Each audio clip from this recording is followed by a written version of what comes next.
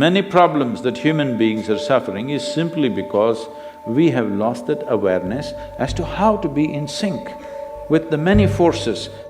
If you become in rhythm with life, you will also wake up somewhere after 3 a.m. At that time, if you sit up and do whatever process you have been initiated for, it will bear maximum fruit.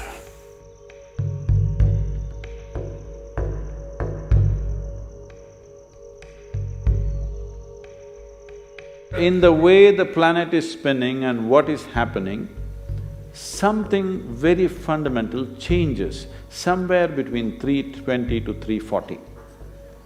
This is called Brahma Muhurtam. This is relevant only up to 33 degrees latitude. Your system, human system, functions in a certain way. It is a possibility. So, there has been an awareness about making use of this possibility. Your life is a product of many things that we call as the universe, many things that we call as existence. So we are a consequence of a certain phenomenal happening that we call as cosmos. We are not an individual existence.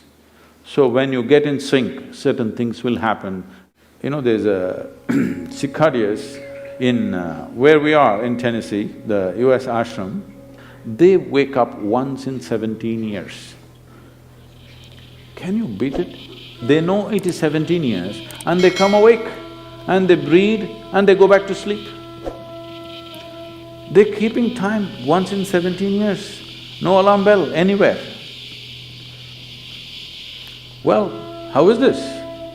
I'm saying they're in sync with nature. We have lost sync within nature and we think that is our nature. No.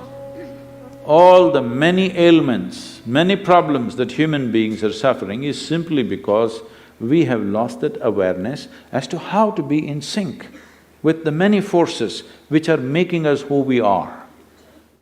So yoga is to bring that sync so that you are in rhythm with life. If you become in rhythm with life, you will also wake up somewhere just after 3 a.m.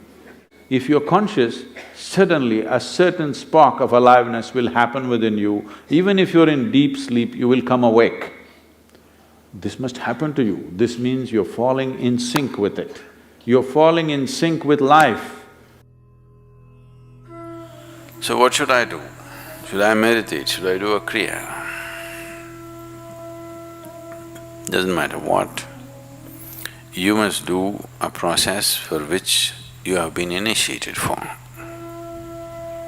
Because initiation means you were not just taught a practice, it was introduced into your system, it was implanted in your system. So whatever, if there is a life seed within you, if you're awake at Brahma Muhurtam and sit for whatever that practice is, it bears maximum fruit because of the way the planet is behaving in relation to your system. If you become aware in a certain way, a certain level of awareness is achieved within you, you will see, you will simply know when the time is. If you go to bed at the right time, you don't have to look at your watch. You will always know when it is 3:40, because the body will behave in a different way. At that time, if you sit up and do whatever process you have been initiated for, not what you picked up from a book, it will bear maximum fruit. The seed will get the necessary support at that time for it to sprout or spurt up more rapidly than at other times. This is only for the initiated. If you're not initiated, you're a book yogi, then 340, 640, 740, not so much of a difference. Sandhya kalas are more important for such people.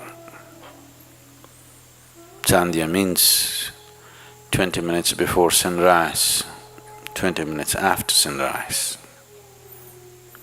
or 20 minutes before sunset and 20 minutes after sunset. The same goes for noon and midnight, but they're of a different nature.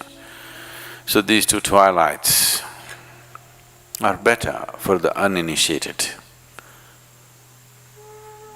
340 is good for those who've been powerfully initiated.